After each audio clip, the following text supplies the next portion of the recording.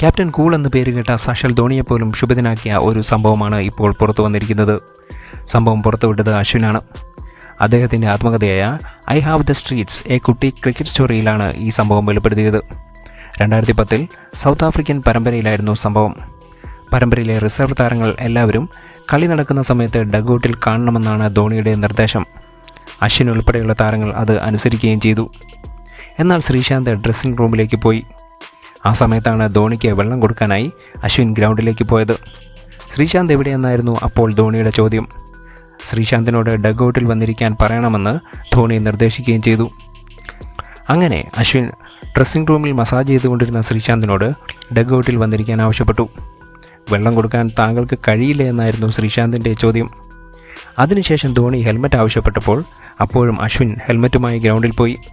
ശ്രീശാന്ത് എവിടെയെന്നായിരുന്നു അപ്പോഴും ധോണി ചോദിച്ചത്. ഡ്രസ്സിംഗ് റൂമിൽ മസാജിങ്ങിലാണെന്ന് അശ്വിൻ പറഞ്ഞപ്പോൾ ധോണി ക്ഷുഭിതനായി. ശ്രീശാന്തിന് ടീമിൽ തുടരാൻ താല്പര്യമില്ലെന്നും അദ്ദേഹത്തിന് നാട്ടിലേക്കുള്ള ടിക്കറ്റ് ഉടൻ ബുക്ക് ചെയ്യാൻ മാനേജരോട് പറയണമെന്നും ധോണി നിർദ്ദേശിച്ചു. പക്ഷേ പിന്നീട് ശ്രീശാന്ത് ഡഗ്ഔട്ടിൽ മടങ്ങിയെത്തി പ്രശ്നം പരിഹരിച്ചു എന്നാണ് അശ്വിൻ വെളിപ്പെടുത്തിയത്.